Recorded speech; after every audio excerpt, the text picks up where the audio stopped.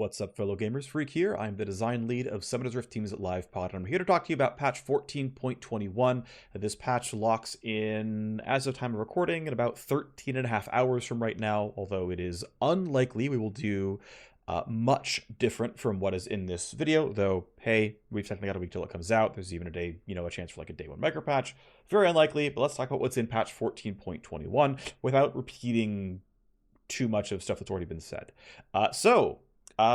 Some very small structural, like procedural changes for what went into the patch. I'll talk about that one. Really brief overview on changes to bounties. There is, in fact, an entire video dedicated to both the bounties update and the Swain update coming out in this patch. You can check that. It'll be the most recent video on my channel. That is not this one. Have seen some people talking about AD assassins. Want to address that briefly. And then, of course, we have lots of nerfs and lots of buffs coming into the patch itself. Okay. So up first, process changes. For some context, this is an oversimplification, but it's easy to like bucket things into threes.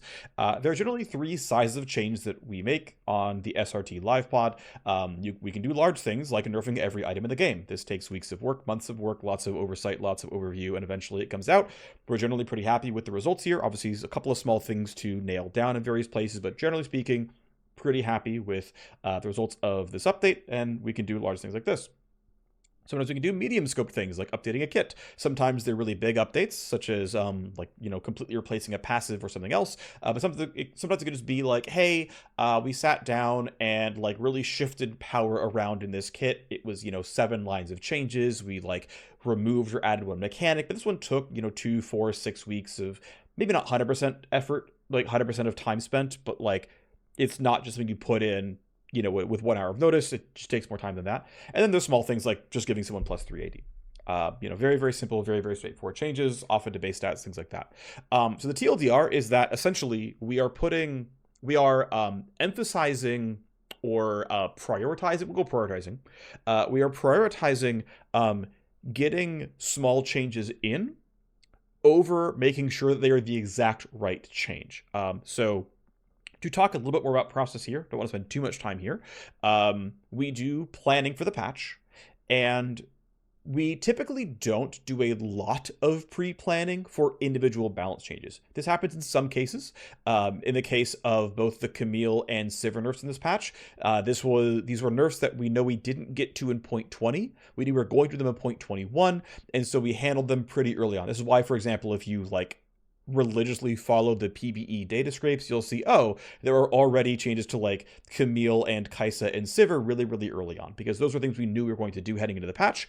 And otherwise, though, a lot of our small balance changes come in on Monday morning or Monday afternoon, where we let the other patch go live. We say, okay, 14.20 came out. We have about 4 to 5 days worth of data. Okay, is there anything we want to react to there and say, hey, are there any big outliers?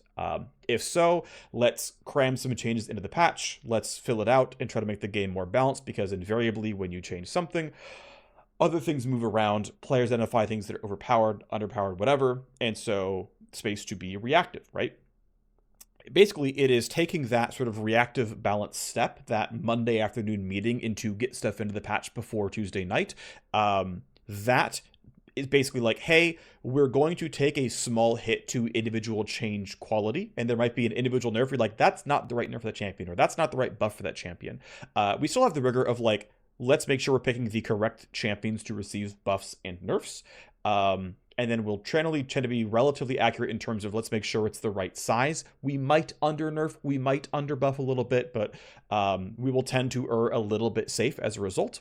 But actually getting in 30 or some odd changes into a patch, we consider more important than only getting 15 changes in, but we're really much more confident that we wanted to give them 3 AD instead of 3 armor. And so it's kind of weighting what we're doing there a little bit. So anyway, let's move on. Bounties, really, really quick. Again, there's already a video up on my channel about it. If you don't want the long version, TLDR, champion bounties are now based on gold in and gold out. Don't worry, we ignore gold sources like TF passive, Pike ult, etc. Those do not count. But overall, the total gold earned from killing an enemy champion will long-term be lower than it is on live right now. And again, generally speaking, the structure of objective bounties, of champion bounties, is about gold earned. The other minor thing that's not written down is CS bounties are still a thing, but they are not based on comparing your gold income to the average gold income of enemy champions. It's just simply how much gold have you earned from minions that is going to accrue you a very small bounty. For objective bounties, it is not nearly as large a restructure. It is mostly just better tuning and slightly different implementation under the hood in a couple of small cases. This should end up resulting in the timing of objective bounties turning on and turning off should be better and line up more strongly and more correctly with game state. But also, generally speaking, objective bounties will be a little bit lower impact overall. We're basically willing to pull back on some of our comeback mechanisms. Now that snowballing, we think, is in a much better state. It looks to be going better and better. We're pretty happy with combat pacing right now. We might go a little bit slower, but generally not that far. We're pretty happy with snowballing being much weaker, and so we're happy to pull back a little bit on some of these like very overt comeback systems to try to continue to look at just sort of pull in systemic power in the game and just rein things in a bit. Generally speaking, very broad goals here. Let's move on to the next thing, which is there is a pretty large update to Swain going on in this patch. The TLDR is we're trying to bring up his individual agency as a champion and make him more fun to play. He has had for a very, very long time a really high win rate in both mid lane and bot lane. We are trying to pull that down. Right? Because he wins a lot of games, but doesn't feel good while doing so. Okay, can we make him feel better and not have to bribe him with as much win rate? So it's ideally fun up, win rate down as like the end result product for this champion. Again, there's an entire video about what's going on with him overall, but the TLDR of things to be excited for if you're a Swain player is E is faster, especially on the way back. You can get multiple demon flares during R if you can be durable enough to survive 10 seconds or longer into your ultimate to get a second, a third, a maybe even fourth demon flare. And Q's damage is being reshaped to be better at long range and a little bit worse at minimum range, so that you are not as strongly like, well, I'm really good against Yasuo and I really, really suck against Syndra. It's softening that difference a little bit, and maybe it's meant to be softened even further down the line, but it's about 10% more Q damage at max range, about 10% less Q damage at minimum range. And there are other balance changes here as well. These are kind of just the buffs, but it's the sort of headlining features that are meant to say, hey, Swain should feel better because E is more reliable, because R can be really cool, and Q gives you a lot better overall matchup spreads. Okay, on to one topic which I've seen some consternation over is what about AD assassins? Why? One thing I called out when I was talking about the results from point 19 was that AD assassins appeared to be the most hit class. So a couple thoughts here. I guess three really. So one is we are planning systemic adjustments to functionally mid lane as a whole, but also some assassin systems in 14.22. The changes are in for testing. If they test well, we'll ship them in 22. If they don't test well, we'll hold them back until they're ready. But I'm optimistic that this designer is very smart, very good at his job, and I think we'll be able to ship them in 0.22. I think they're good for League of Legends, the game, and so we can ship them, probably. That said, there are some buffs in this patch to champions that we thought actually deserved the help and weren't being held back by anything else kind of unreasonable. But one thing I do want to call out is a lot of players are building several AD assassins incorrectly. Eclipse is no longer better than lethality items, but we're seeing a lot of champions like I think it's specifically Talon and Zed who are heavily overbuilding Eclipse, and there are better options here. Now, in the Talon case, even in the games that aren't Eclipse, we still think he can use the help. In the case of Zed, if he decides putting Eclipse, his win rate will almost entirely recover.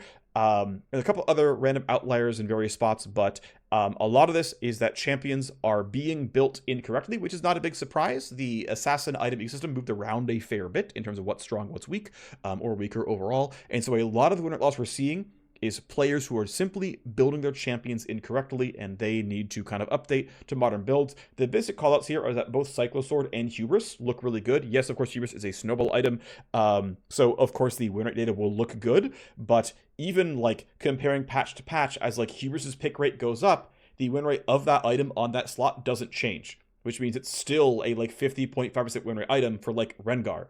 Its pick rate doubles, still that good.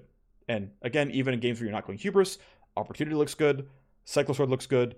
Generally speaking, many AD Assassins win rate looks bad. And, this gets reflected in their win rate data looks bad because they're losing a lot more games. Like, well, yes, they are wasting money on an inferior item that is not for them anymore. Eclipse is not so overtuned, it is doing more damage than assassin items.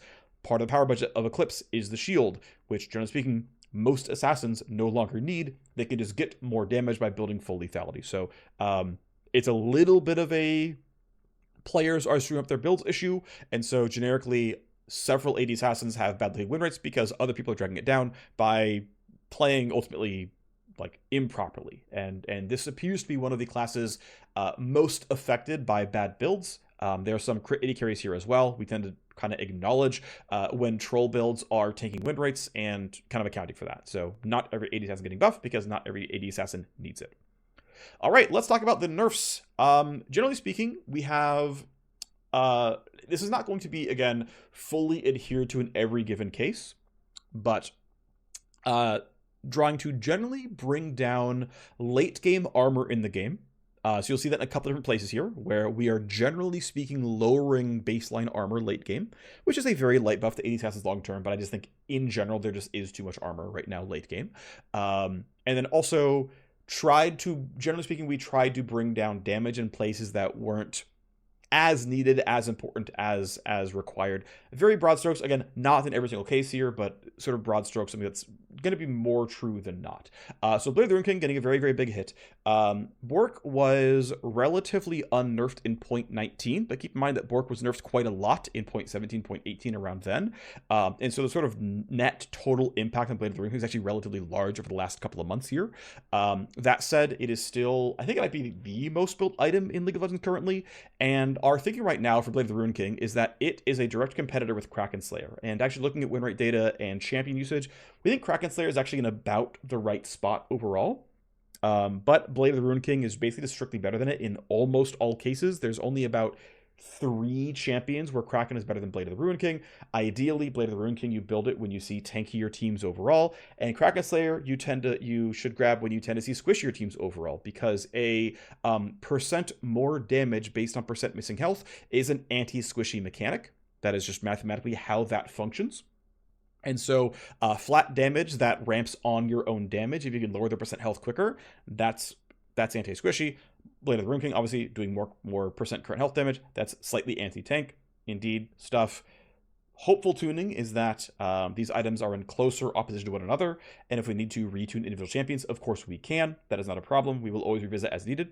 Sorc Shoes getting hit relatively hard here. 3 flat pen is, of course, a pretty big deal. Obviously, we saw that magic damage dealers were some of the biggest winners of 14.19. We didn't tend to nerf that many mages.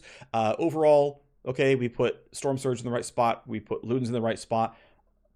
Generally speaking, this is driven by Sorc Shoes are just clearly the best boots in the game right now. And so now that it seems like the overall MR system and AP optimization system are where we like them, yeah, Sorc Shoes are kind of over. We can take the flat nerf to all mages. We think it's going to be okay. And so a nerf Sorc Shoes, again, is going to nerf a lot of mages. That's an expected result. That's an understood result here. One thing to call out is that this will make Sorc Shoes versus Lucidity Boots a closer consideration. So we'll see what the end result ends up being for that. On to individual champion changes. Aurelion Sol, pretty simple stuff. Want to make sure that he has enough early game weakness that you could try to harass him and keep him from stacking. So a little bit of flat HP down. Also, Aurelion Sol is still a little bit low MR skewed. Some of this is, of course, he scales in the late game. Some of this is he has skills that are relatively easy to dodge, but lower skilled players are worse at dodging them. And so any skill where it's a decent portion of the power budget, and as long as you're pretty good at the game, you don't take any damage at all. Okay, well, as a result, we're taking down some damage from Aurelion Sol E, as that is a spell that disproportionately overperforms in lower MMRs, unsurprisingly, and so a nerf there. Goals of nerfing Aurelion Sol. On to Brand. Brand is actually a, so this is one of the tough things, right? Is most data websites that regular players like you look at do not have every server that League of Legends is played on. And so in particular here with Brand, Brand is actually an extremely high win rate champion in mid jungle and especially support in China. It's really, really high. I think it's the single highest rated champion in every MMR band, by the way. There's actually enough games of Brand in like even Masters Plus where it's like, no, he's actually just the highest rated support by a lot. He has a pretty high ban rate. It's like top 10% ban rates here. He's just, and he has the room to be nerfed based on like the other servers as well, but he wouldn't be urgent if it weren't for the fact that, oh, actually, if you average all servers win it together, Brand is like the second highest rated champion in the game. So Brand, very, very worthy of a nerf here. We are aiming support skewed for the nerfs, so base MP5 tends to be a support skewed lever here. Keep in mind he has, if he's clearing waves, has a bunch of flat mana restore via the passive, so MP5 is something that not only hits support because it's a support item, but also is the only source of mana regen for Brand support, whereas it's not for Brand mid, so really support skewed lever here. Base explosion damage here. Generally speaking, the explosion is going to be a bit low elo skewed, right? People are going to be worse at spreading out and not taking the explosion, so a bit of a skew there. And then just simple flat cost increase on Q, just really trying to hammer home that Q spam is something that support Brand can generally access a bit more. Less spam here, just trying to bring the power level down. So reasonably large nerfs to Brand here, but I think very reasonable overall. We are nerfing Camille. We're nerfing her flat HP by, I think it's around 20 or so, 20, 25. But the bigger change is a pretty large swing on damage from W, the AD ratio on E, and the flat damage on R. Basically saying that, yes, Camille's primary damage tool is her Q. We should make sure that still feels good. We can leave that one strong. That's fine. But what Camille doesn't need is all these random extra bits of chip damage and burst damage that aren't really appreciated and aren't useful. They still contribute to her having more damage in the game. They still contribute to win rates. But these are the kind of things that you're just not really going to feel and have like that much of an affinity towards. And so, hey, how much can we strip out from these spells that just really don't need it, because Camille has a lot of room for being nerfed. Elise, very simple change here. It is minus armor growth here, aiming for 1-ish% win rate. We know Sword Shoes will affect her here as well. Elise has the win room to take a fair bit of power down. Just a simple place where Elise's magic resist is actually pegged to being a ranged champion, and so the huge disparity between her MR and armor is just very, very high. If Elise needs to be a bit more durable, we could do that in places like health or like a little bit of MR and put her kind of in the middle, like champions like Lilia and Rumble are in. But she's just so incredibly armor skewed. It was like an easy place to pull stuff out because she doesn't need that much, and this allows her to still look like an assassin, do assassiny things, and basically keep power in the place that she really likes. Because if we have the room to start pulling down on places like armor, because we're pulling down damage and enough other sources as well, then great, we can start peeling away things that aren't driving a lot of satisfaction, but are still worth doing and can have other like systemic benefits to the game overall. Fiddlesticks, a simple 1% current health cut from the Q here. This can be doubled if they're already been feared, but a simple damage down to a place he doesn't care about too much. Galio is actually a pretty big swing. We are trying to get him to build items like Rod of Ages more often, so a pretty big hit to his base mana pool to try to make him rely on having to buy a mana item, so we can't just rush the Magic Resist Sunfire Cape and stall every lane out, or buy this like high burst damage Lich Bane Storm Surge build, neither of which, like, it's fine if Galio's building relatively tanky. We know he's, half tank, half like Juggernaut-ish, but really would like him to care about Rod of Ages. We're glad he has health ratios. We're glad he has this sort of like durability skewed reset kind of paradigm going on, but we want him to go towards Roa. We want this to be an item that makes sense for him. And so the fact that he has no meaningful mana costs here, his mana is too sort of generous, bring in the mana, get him to build a catalyst, get him to go that way.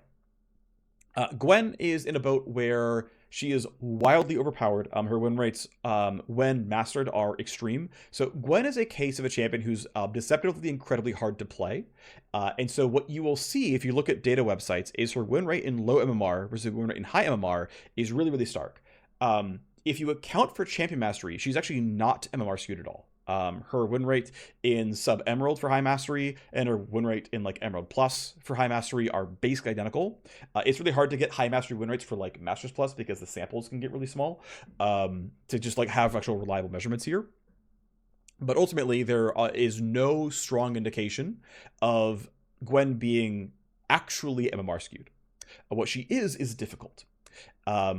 And so you might see low win rates in some places, but that's because the vast majority of Gwen players are really bad at Gwen, because she looks approachable, but actually kind of isn't. Now, there is certainly a larger project that could be done for making Gwen a bit more approachable, a bit easier to play, bring up her bottom end a little bit.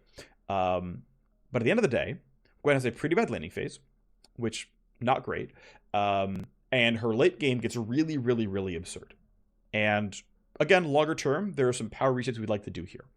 As it stands right now, though, Gwen is best served building pure flat AP items like Shadow Flame and Death Cap, when she should have very reasonable AP skirmisher items like, of course, Dasher's Tooth, that's still there. Of course, Riftmaker, that's still there. But the good Gwen players don't build Riftmaker, they build Shadow Flame.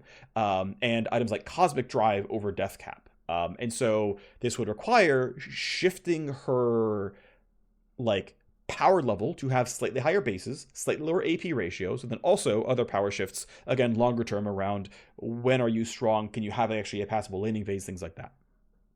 Well, in terms of, again, trying to bring down damage in the game, bring down snowballing late game as well, and the fact that the a slightly different power shape is correct for Gwen, we're nerfing her via late game gold scaling. We're nerfing her via the things that say, hey, build a Death Cap every game, go build Shadow Flame every game because it has enough AP on it. And so again, it's a one-line change. It's a very, very small scope reactive balance change here. If we get the time, yes, we can do larger work, but regardless, that is why it's passive ratio as the nerf for Gwen here. We have a nerf for Hui. We're taking some damage, I believe it's AP ratio, off of his QQ cast and increasing the cooldown of his entire E spellbook. Hui is pretty clearly too strong as a champion. Pretty straightforward nerfs here for him. Second page of nerfs, we are nerfing Kai'Sa. We are specifically nerfing the per stack damage on the passive. We expect this to be about 1% of win rate of power taken off of Kai'Sa here. And part of the reason why we're doing this is we're trying to lower her tank binding. So if she has to be accountable for all of her own stacks because she's playing with like a Soraka or a Yuumi or a Janna or whatever, she has to land the first hit herself, the second hit herself. And in those cases, there's not really a big nerf here. But if she's always comboing off of a Nautilus combo or a Rel combo or an Alistair Headbutt Pulverize, whatever, there are already multiple stacks in. And those tank matchups are where a lot of Kai'Sa's actual passive damage comes from. An incredibly large portion of her passive damage actually comes from when they are already stacked up. And so this is basically reining in the late game per stack damage on Kai'Sa passive. Basically, like hit 1 is mostly unchanged. There's some very small tweaks to base damage and ratio, but they're pretty negligible here. It's mostly just for kind of clean number sake. And then putting the per stack damage to be a lot lower, especially late game.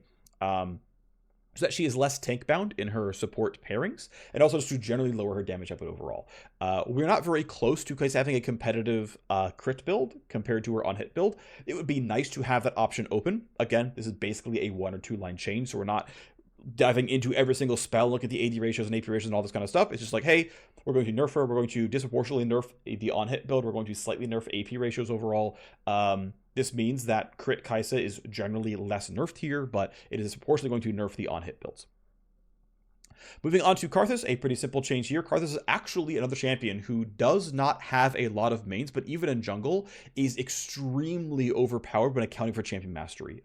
It's been this way for a very, very long time. Ultimately, we're still a bit tied to player perception, where we'll see what happens here with Sorcerers getting nerfed and Karthus are getting nerfed here.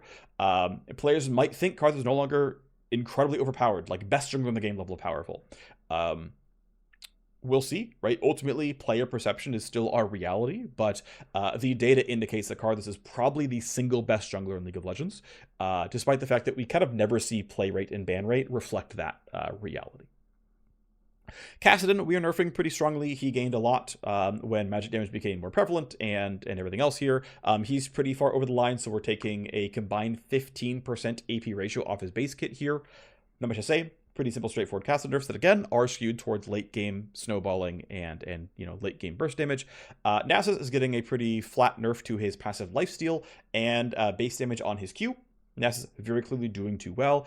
He is natively pretty strongly low elo skewed. That said, these changes are essentially flat and effective from level 1 instantly, so probably not a low elo skewed set of nerfs, but whatever. It's nerfs to Nasus, he needs them. Senna is seeming to be in one of the best states she's been in a very, very long time. Of course, she is overpowered. She is probably the best support in the game right now and doesn't need to be. What's cool is she has a competitive AD build and Enchanter build. Black Cleaver is more common, especially in higher elos, but Cleaver and Enchanter builds like Echoes of Helia both appear viable, both are relatively common, so great. The optionality is there. If you want to play AD Senna or Enchanter Senna based on game state, feel free. They are both fine, but she is just very clearly overpowered. She's 2% or so overpowered on win rate, so taking a pretty big swing, dropping both her base armor and her armor growth as a squishy backlaner who has self-healing, self-shielding as well, and just a lot of safety from being long range. Like, does not need to be supremely tanky, does not need a ton of armor overall, so here you go. Bringing armor down to more reasonable levels. This will make AD Assassins a bit more able to assassinate champions like Senna. Generally some power to be had there on the other side of things, but needs the win rate down, make her squishier, very reasonable for a champion like Senna. Okay, great. Taric. Taric is a champion whose win rate, even accounting for champ mastery, Taric is very easy to play, but even accounting for mastery curves is still one of the highest win rate supports in the game. The problem is Taric does not feel very satisfying to play, but he gains some power in 0.19, which is finally time to nerf him here. And we're trying to pull power away from places that are honestly relatively invisible, that don't feel very good for Taric. It's hard to appreciate, and it's the fact that he just kind of gives himself and his fellow champion a bunch of extra armor that he never really reads or appreciates. Like, he presses W on somebody, they get a big shield. Great. Then presses Q and heals, and uses E, and it stuns from them. All positive things, but actually gives his champion 12 armor, which is like actually a fair bit of power. Is that appreciated at 4% win rate? Because it's a lot. So ultimately, figure, hey, we can pull this down some, right? For now, he is still clearly the armor tank of supports. I think retaining that is fine. I don't think it's necessarily a problem. But I also don't think people pick Taric because he's the armor tank. I think they pick Taric because he's either got like the melee synergies, like he's really good with like the Yasuos and Nilas of the world in bot lane, or it's the like counter engage big ult thing, and I think that's usually what drives a lot of the Taric enjoyment. And also keep in mind, Taric is an incredibly low pick rate support, so I think there is work to be done on Taric overall. But again, taking win rate away from him is, I think, incredibly hard to appreciate. Viego, we are nerfing Viego. Accounting for champ mastery, Viego is actually very slightly low elo skewed. And it's another champion where we can peel away some of his armor growth. Viego as a skirmisher is meant to be more tanky than the average champion, right? He's probably meant to be above battle mages and above assassins, but, you know, below divers and juggernauts and tanks, of course. And of course, every other range champion should be above them as well. But we think there's, you know, some room to move down a little bit of armor growth without being really silly here. His base armor is actually quite good, for example. So he's still going to be one of the higher armor champs of the game, which again makes sense for his class. But because he is accounting for mastery slightly elo skewed, taking away things like stat scaling tends to be a low elo skewed lever. Now, it's not a huge deal that he must exactly align his win rates with, you know, mastery and MMRs and whatever. It's not a huge deal, but it is kind of free real estate to flatten them out when we can, so we're doing it here. And again, happy to, generally speaking, lower armor overall in the game to make AD Assassins feel a bit better. Volibear, this is actually not W, this is E. This is a typo. His E cooldown is being increased. He's basically doing Roa Flicker Blades in both top and jungle. That's fine. It's a cool build. Like, Volibear's special and unique and does interesting things. Good for you, buddy. Like, no one builds like you. Honestly, pretty sweet. What a cool champion.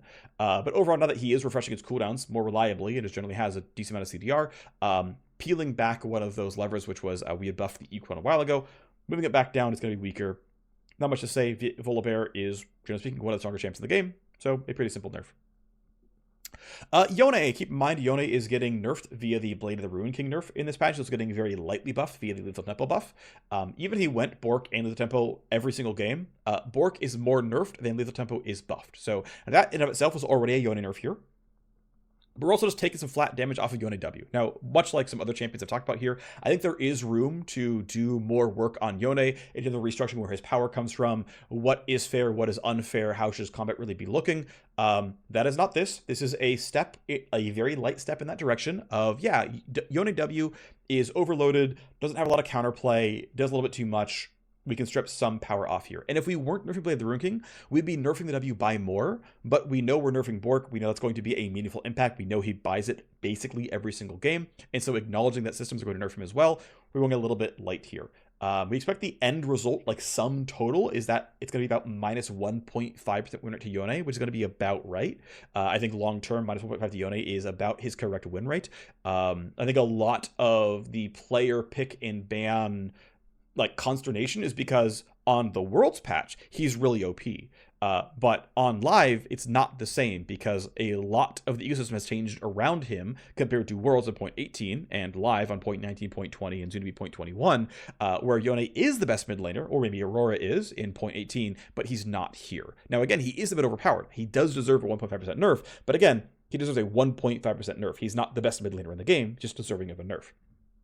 The final change here is to Yorick's passive. We are, this maths out to be about 5% less damage from ghouls, just like the math works out to be using his normal example builds as the math here. Generally speaking, it is pretty clearly true by looking at data that ghouls are a larger portion of Yorick's power budget in low MMR. I think ghouls being a viable part of his kit and being part of what, like having Mistwalkers be part of what Yorick does is interesting, makes him unique, all positives. But the way they are structured right now, they are so incredibly low elo skewed that he's got really, really, really stark MMR by win rate by MMR differences here. And this is with a champion who is actually innately early game skewed. And early game skewed champions tend to be elite skewed, not low elo skewed. But Yorick, so much of his power is in ghouls and they're so easy to counterplay once you know how the game works, once you're like higher MMR, that he's just actually really, really strongly low elo skewed. And so peeling some damage away from ghouls is a way to very lightly offset that. Again, there is a world where there is larger Yorick work out there at some point in time to... A lot of things could theoretically change about this champion, right? But that is not where we are right now. So for now, it is a simple nerf to Yorick passive done for low MMR gameplay. We can now move on to buffs. There are fewer buffs than nerfs. One thing I am trying to have us do a little bit is to be slightly nerf heavy over the course of time. This will not be happening every single patch by any means. That is not going to be the case here. But I would like to bring down some power, just kind of overall. This will allow things like turrets and minions to be a little bit more important in the relative scale of things. Also, generally speaking, trying to nerf late games more than early games, so that late games don't get quite as explosive, though they should. Games should speed up over time, to be clear. Like, we can't, like, by no means am I trying to make the game feel like it's the same at level 18 as level 3, but I think the level of difference is a little bit too big. And so trying to, again, lightly skew towards nerfing and lightly skew when nerfing to, generally speaking, skew towards the nerfing late game. Very light touches here. It's just like, it's a little bit every patch or most patches kind of long term. That's kind of all. All right, let's talk about the buffs, though. Again, there are fewer buffs than nerfs. We are buffing lethal tempo by 1% attack speed per stack or 6% total attack speed. Now, to be clear on this number, this is nowhere close to the attack speed that pre-nerf lethal tempo had on melee champions back before we changed the numbers and really, really skewed towards late game. It was 9% per stack for melee champs before the nerfs in like 0.21 or something. I forget when it was actually done. So this is 6% per stack. It's still clearly lower. Yes, there's the on-hit damage, but it's not going to be I just directly to death. It's just not going to be quite the case here. That said, we're probably at the limit at 6% per stack for melee, so if we need to do more, we will look for other levers here, such as the on-hit damage or maybe the level scaling on-hit damage. Sorry, it's technically on-attack damage. I should clarify. I'm used to saying on-hit because it's usually correct. That I don't intercept the phrasing. Either way, lethal tempo buff. It's got plenty of uses in range, and it has not quite enough uses in melee, and so a light swing there. We are buffing Azir. So what's interesting is the current shape of Azir is about 2% underpowered if we account for champion mastery and close our eyes and plug our ears and don't think about things like agency that might switch our track record a little bit one way or the other. So Azir, his current win rate in like all ranked solo queue is like 45%. That is fraudulent. Azir is hard and doesn't have that many mains. Azir is only about 2% underpowered. Anything else you see is players are bad at him. That's just the case here. So Azir, the 0.18 version of Azir has absolutely 0 plays at Worlds so far. Certainly, yes, the mid lane pool is a little bit contested with other picks right there, but we're seeing no Azir at all right now. So fingers crossed that maybe we only get a couple games here at the end of it all. But basically, going on to changes that ultimately they were the wrong nerfs earlier. And also things that I think just make the experience of playing Azir a bit smoother. So this is basically fully reverting all the health regen nerfs that I had shipped for him 6 months ago. Ultimately, health regen did not seem to do anything in terms of actually affecting Azir's pro presence, but it did affect his solo queue win rate. And so going all the way back, saying, okay, clearly that was wrong. Let's bring it back to like normal range champion regen, which is 7. I don't want to give him above normal range champion regen. I don't think it's reasonable. I don't think it's needed. But hey, it always has a win rate impact. That doesn't have almost any pro impact. Let's just give it back. It's free real estate here. Let's go. The other one is actually giving him more base attack damage. So statistically, Azir does more base auto attack damage in low elo than high. Now, most champions, especially mages, tend to auto more in high MMR because autoing on mages is a little bit unintuitive, and really good players will use auto attack trades. But when Azir autos, he's supposed to have his soldiers up. Mostly only low elo players auto without your soldier doing it. And so you can see like Azir's physical damage like profile is actually, it's like basically he autos like 10% more in low elo than high elo is the TLDR math here, which means that, yeah, theoretically a really good Azir player can poke you a whole lot, but actually a really good Azir player just always hits W out.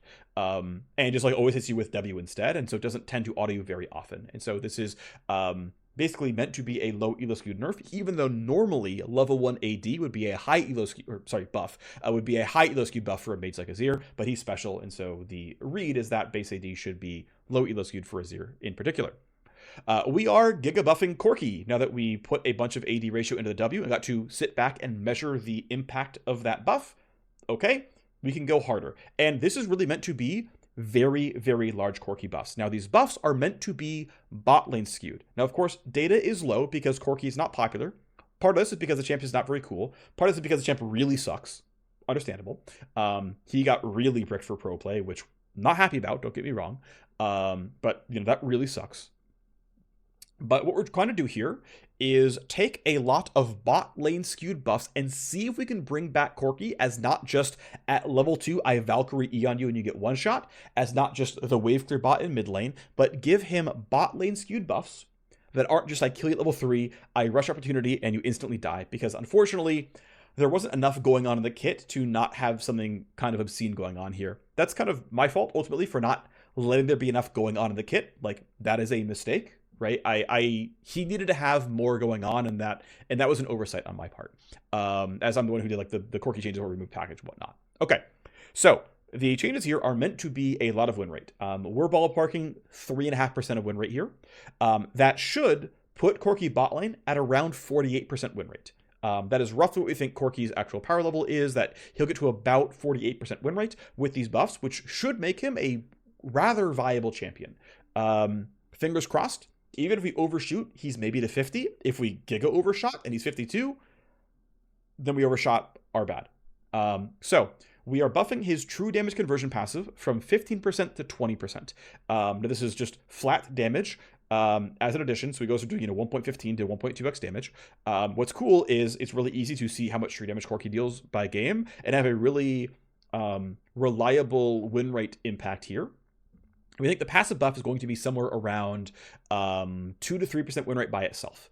Now, what's cool is as a share of his power output, passive is a larger portion of bot lane Corki's power output than mid lane Corki. Bot lane Corki auto attacks more than mid lane Corki does.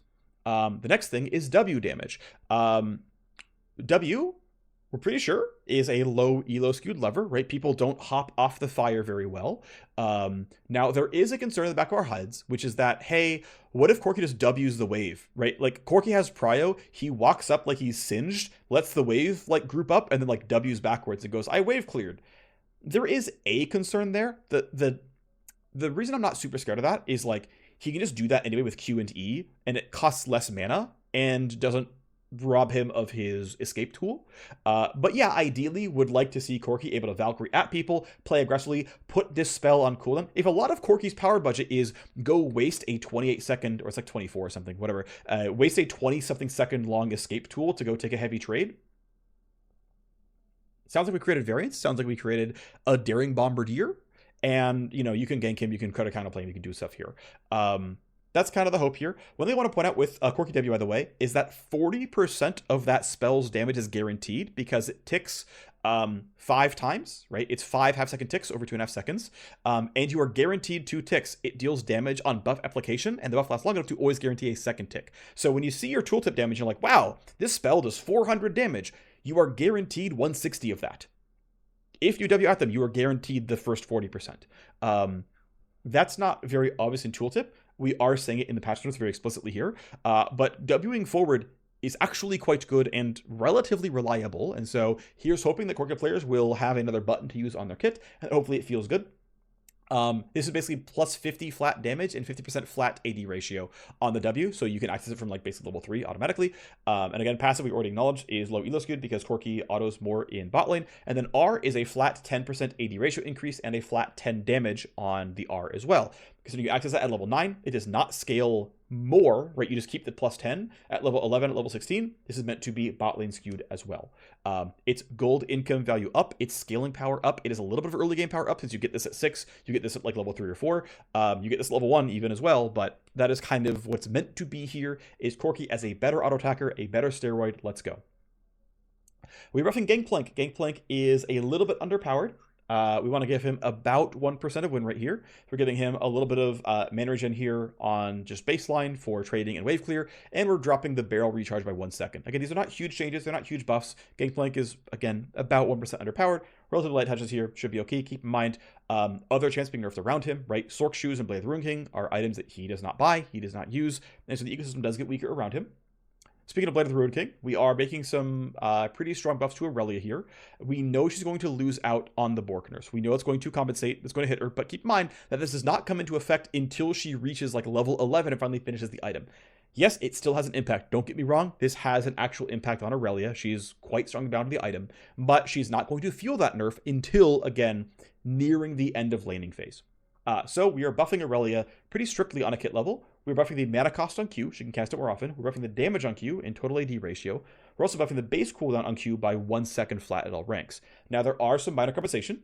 The 0.5/1/1.5 second Q cooldown reduction based on R rank is getting removed from the game, which is, again, a strict buff until level, I guess, 11, where it's now neutral, but she can always carry forward the early power towards it. And then technically at 16 plus, it's, a little bit weaker. Now, Aurelia, a while ago, was made to be incredibly level skewed because she was really strongly elite skewed by being an early game champion who was hard to play and didn't have like a Katarina or Yasuo level of mains that smoothed out the mastery curve.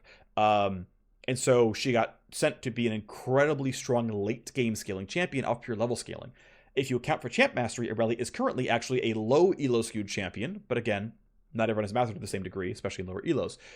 So we're trying to at least flatten out that power curve by being like, level 1 Q is better, level 1 Q is better, level 1 Q is better, and it's going to stay better until level 16 or so.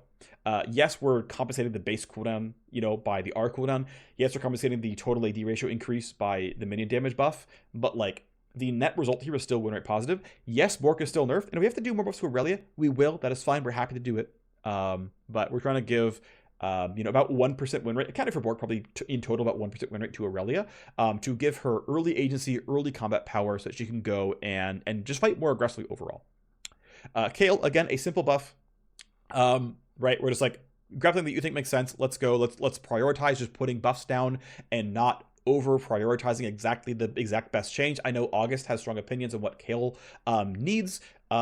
He's on sabbatical anyway, not to say that we can ever have more Kale work done in the future, but dropping the mana cost on W pretty meaningfully. That spell kind of feels like a trap to cast. I think it's a, reasonable feels increase to say that you're actually allowed to cast W.